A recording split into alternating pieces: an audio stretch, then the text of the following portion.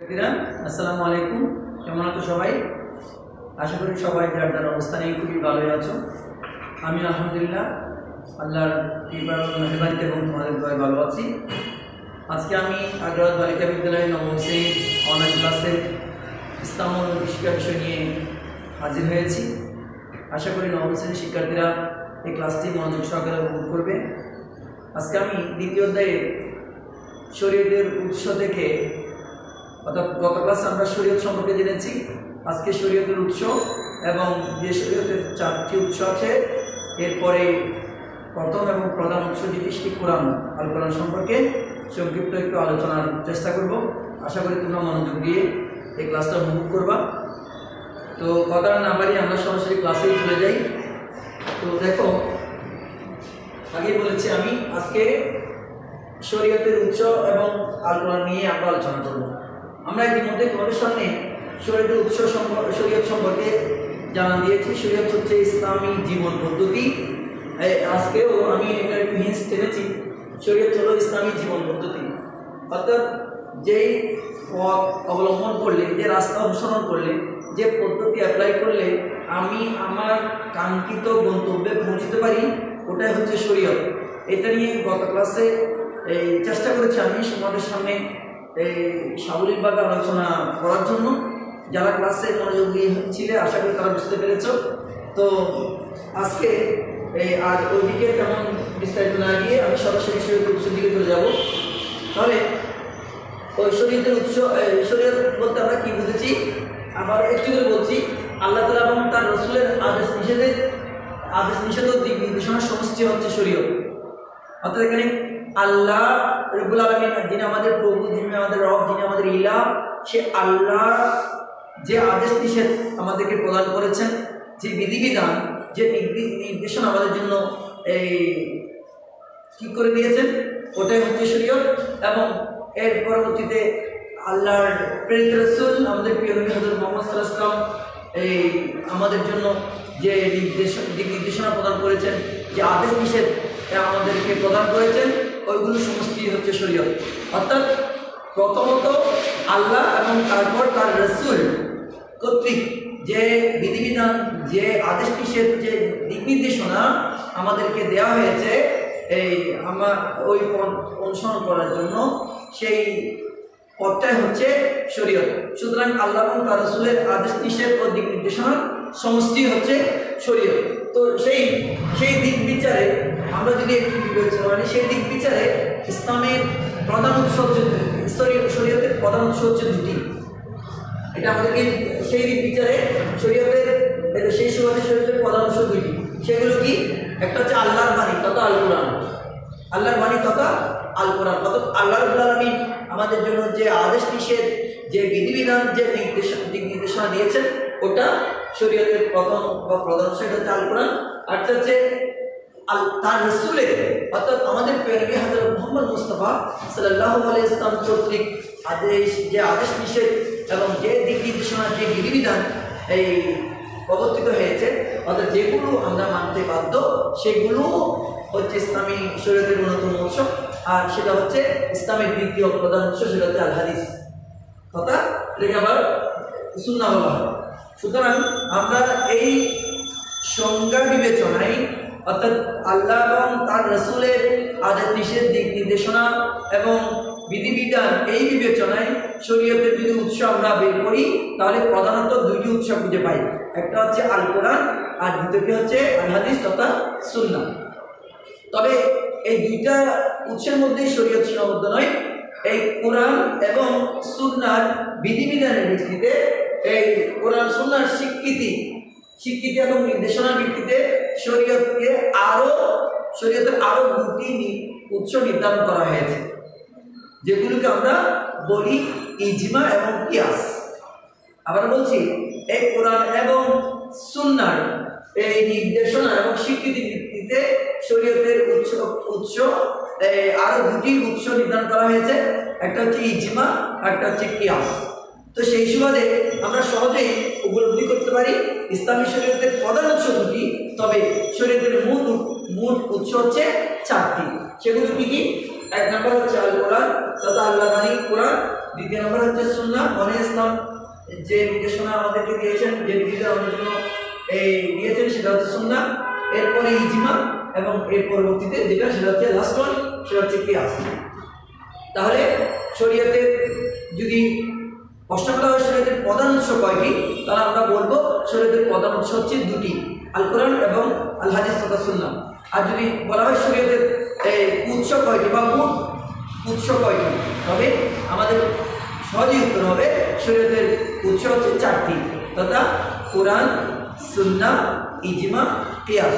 আবার বলছি শরীয়তের উৎস হচ্ছে চারটি, যথা কোরআন, সুন্নাহ, ইজমা এবং কিয়াস। তো যাই হোক, এগুলো সবগুলো ব্যাপারে আলাদা আলাদাভাবে আমরা জানবো। তবে আজকে আমরা শরীয়তের প্রথম এবং প্রধান উৎস যেটি, আমি আজকে তোমাদের শিরোনামের মধ্যে দেখো, প্রথমে শরীয়তের উৎসসমূহ সম্পর্কে বলেছি, তারপর প্রথম উৎস আল কোরআন সম্পর্কে আলোচনা করবো বলছি। ইতিমধ্যে শরীয়তের উৎস সম্পর্কে তোমরা মোটামুটিভাবে একটা ধারণা অর্জন করেছ।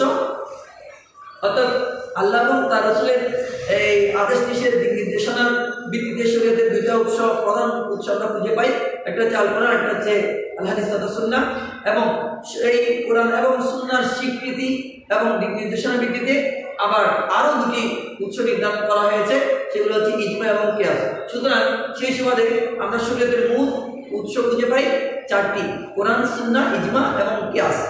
তো পরবর্তীতে এগুলো সম্পর্কে আলাদাভাবে আমরা আলোচনা করার চেষ্টা করব।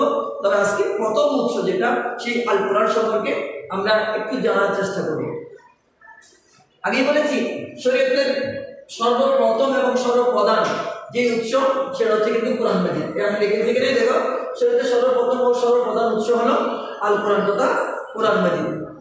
এটা হচ্ছে এই ইসলামী শরীয়তের যত ধরনের বিধিবিধান আছে, যত ধরনের বিধিবিধান বা দিক নির্দেশনা, এগুলো সবগুলোর মূল উৎস হচ্ছে এই আল কোরআন। এটা অবশ্যই অনস্বীকার্য, স্বীকার করতেই হবে।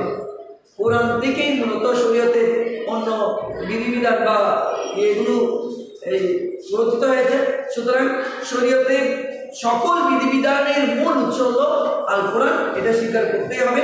এবং এর উপরই মূলত শরীয়তের ভিত্তি এবং কাঠামো প্রতিষ্ঠিত। আল কোরআনের উপরেই শরীয়তের ভিত্তি এবং কাঠামো প্রতিষ্ঠিত। সুতরাং আল কোরআন শরীয়তের অকাট্য প্রামাণ্য দলিল। সেই জন্যই কোরআন দ্বারা কোনো দিক নির্দেশনা যদি আমরা পাই, অর্থাৎ কোরআন আমাদেরকে কোনো একটা জিনিস পালন করতে বাধ্য করেছেন, এটা যদি অকাট্যভাবে প্রমাণিত হয়, তাহলে বলা যাবে ওই কোরআন আমাদেরকে যে নির্দেশনা দিয়েছেন ওই নির্দেশনা পালন করা আমাদের উপর বাধ্যতামূলক। অর্থাৎ এটা ফরজ, এটা অবশ্যই পালনীয়, এটা মানে অ্যাভয়েড করার কোনো সুযোগ নেই। কারণ শরীয়তের তাবৎ বিধিবিধানের মূল উৎস হল এই কোরআন। সুতরাং এটি শরীয়তের অকাট্য প্রামাণ্য দলিল। তাই মানব সকল বিষয়ে সমাধান সুযোগ মূলনীতি ও ইঙ্গিত আল কোরআনে বিদ্যমান। সকল বিষয়ে সুষ্ঠু সমাধান এই কোরআনের মধ্যে প্রণীত আছে।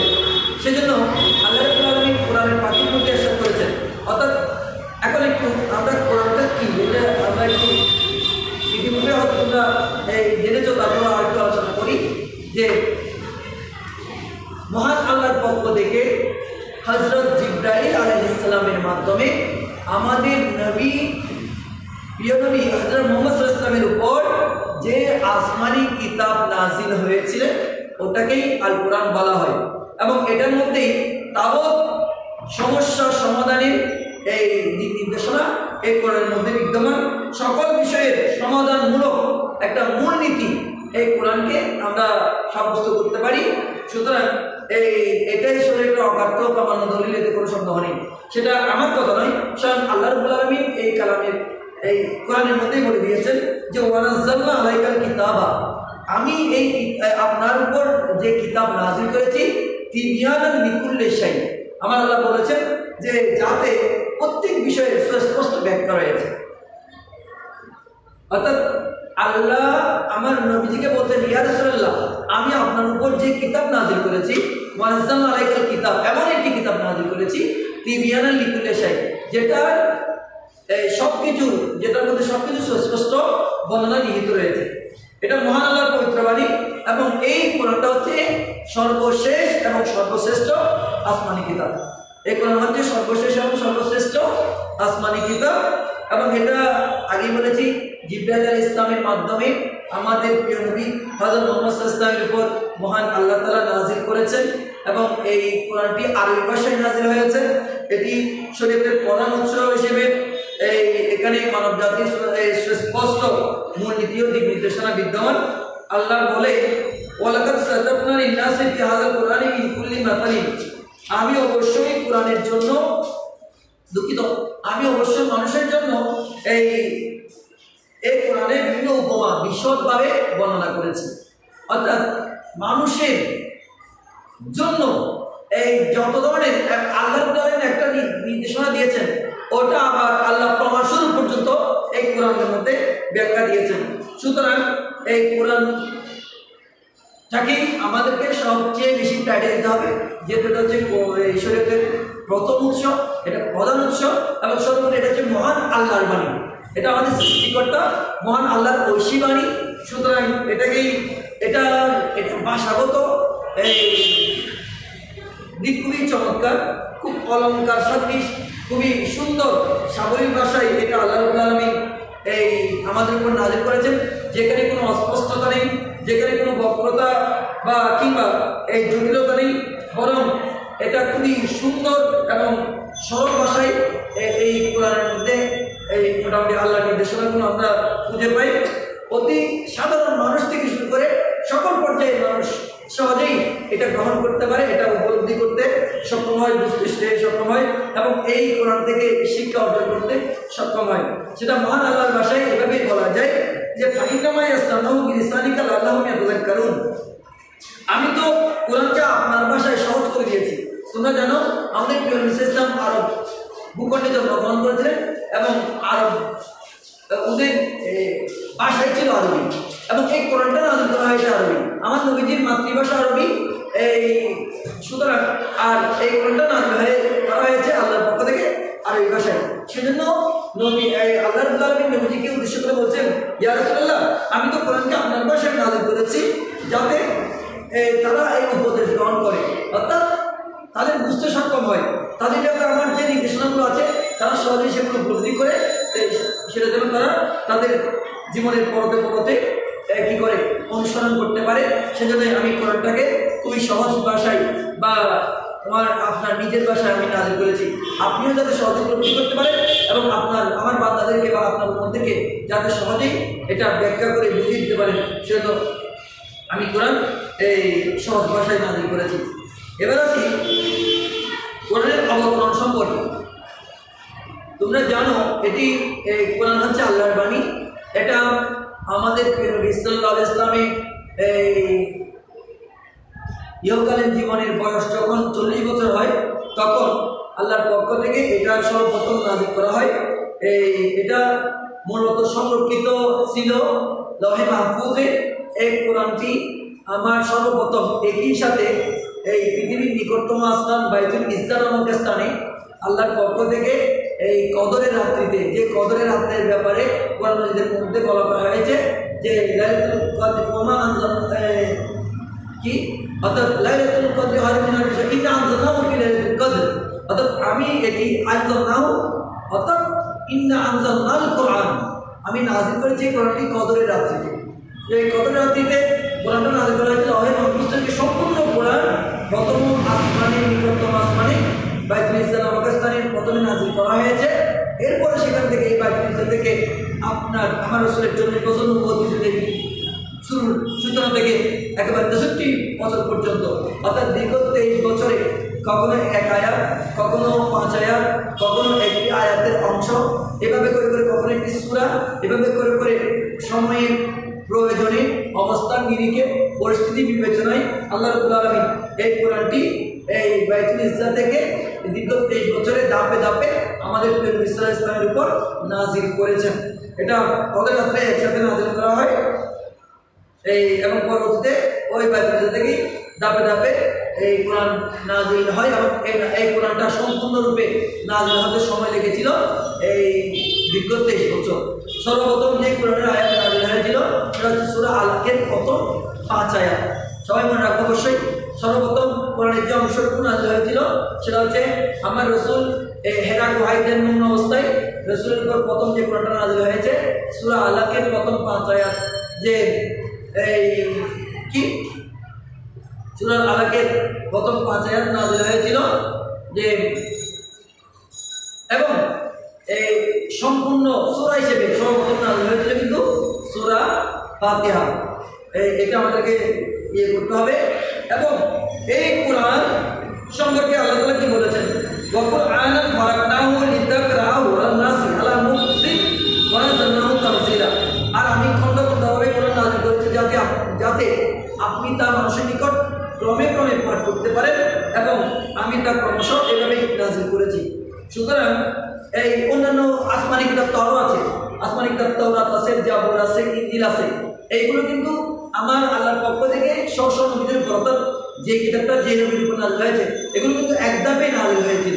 কিন্তু আমার নবীর উপর এই কোরআনটা বিভিন্নভাবে এই অর্থাৎ ধাপে ধাপে এই ক্রমে ক্রমে নাযিল হয়েছিল। সম্পূর্ণ কোরআনটা নাযিল হতে দীর্ঘ 23 বছর সময় লেগেছিল। তো এটা কেন হয়েছে? আল্লাহ তাআলা বলেন এটা আমি এই জন্যই নাযিল করেছি, এই যে মক্কার কাফিরা সম্পর্কে হয়তো রাসূলকে প্রশ্ন করলে আল্লাহ বলেন কাফিরা বলে তার উপর সমগ্র কোরআন একবারে অবতীর্ণ হলো না কেন, যেহেতু আগের মানে আসমানি কিতাবগুলো তাওরাত বলি, জাবুর বলি, ইনজিল বলি এগুলো একসাথে নাযিল হয়েছে বিদায় কাফির মুশরিকরা আমার রাসূলকে উপহাস করে বলছিল যে এটা যদি আল্লাহর কালাম হয় তাহলে আগেকার কিতাবগুলো তো একসাথে নাযিল হয়েছে, এটা কেন একসাথে নাযিল হয়নি? এই প্রশ্নের উত্তরে এই বলা হয়েছে এভাবেই অবতীর্ণ করেছে আপনার হৃদয়কে তার দ্বারা মজবুত করার জন্য, এবং আমি তা ক্রমে ক্রমে স্পষ্টভাবে আবৃত্তি করেছি। অর্থাৎ আল্লাহ এভাবেই আমার রাসূলকে এই জিনিসটা শিক্ষা দিয়েছেন। সুতরাং এই আমাদেরকে অবশ্যই স্বীকার করতে হবে যে এই কোরআনটি অবশ্যই কালামে ইলাহি তথা আল্লাহর কালাম, এবং এটির মধ্যে যাবত সমস্যার সমাধান রয়েছে, এবং এটি হচ্ছে ইসলামী শরীয়তের সর্বপ্রথম এবং সর্বপ্রধান উৎস। এটি মানুষ এই অন্যান্য শরীয়তের অন্যান্য উৎসগুলোর মূল কাঠামো, এই মূল নীতি এবং কাঠামোর এটার উপরেই প্রতিষ্ঠিত, এবং এটাতেই তাবৎ সমস্যার সমাধান বিদ্যমান। আর এর উপরে ভিত্তি করে শরীয়তের ওই যে বলেছি দ্বিতীয় কাঠামো প্রতিষ্ঠিত, এটা শরীয়তের অকাট্য প্রমাণ দলিল। সুতরাং কোরআন দ্বারা সাব্যস্ত বিষয়েরকে যদি কেউ অস্বীকার করে সে কাফির হয়ে যাবে, কারণ এটা এই কোরআনের নির্দেশনা পালন করাটা মান্য করাটা অবশ্যই ফরজ, অর্থাৎ স্বীকার করতে হবে এটা কোরআনের এই নির্দেশনা, এটা আমাদেরকে স্বীকার করতে হবে। তাই আমরা প্রত্যেকেই এই কোরআনটাকেই এই তেলাওয়াত করবই, এবং এর অর্থটা উপলব্ধি করার চেষ্টা করব, এবং এটার অন্তর্নিহিত তাৎপর্যগুলোকে ধারণ করে নিজের জীবনে কোরআনের নির্দেশনা এবং বিধিবিধানগুলো যথাযথভাবে বাস্তবায়নের চেষ্টা করব। এই যদি হয় আমাদের এই চর্চা, তাহলে দেখা যাবে আমার ইহকালীন এবং পরকালীন জীবন সুন্দর একটা এই ভিত্তির উপর প্রতিষ্ঠিত থাকবে, এবং আমি ইহকালীন এই শান্তি এবং পরকালীন মুক্তি লাভে সক্ষম হব। তো আমি আর আজকে কথা না বাড়িয়ে ইসলামী শরীয়তের উৎসসমূহ সম্পর্কে এবং ইসলামী শরীয়তের প্রথম ও প্রধান উৎস সম্পর্কে যে আলোচনাটুকু করার চেষ্টা করেছি, আশা করি সেটা তোমরা উপলব্ধি করতে পেরেছো, তোমরা বুঝতে সক্ষম হয়েছ। এখন সেগুলো তোমরা ভালো করে আরেকটু স্টাডি করে এগুলো নিজের পরীক্ষার জন্য তো বটে, তবে নিজের চরিত্রকে সংশোধন করার জন্য, নিজের জীবনে এগুলো বাস্তবায়ন করার জন্য চেষ্টা করার এই আদেশ বলো বা নির্দেশ বলো বা যাই তোমরা বুঝে না কেন সেভাবে গ্রহণ করবা, বাস্তব জীবনে সেগুলো চর্চা করার চেষ্টা করবা, নিজের জীবনকে সুন্দর করে গড়ে তুলবা। এসব ব্যক্ত করছি সবাইকে আবারও শুভেচ্ছা এবং এই তোমাদের শুভকামনা জানিয়ে আজকের মতো এই ইসলাম শিক্ষার এই ক্লাসটা এখানেই শেষ করছি। ধন্যবাদ সবাইকে।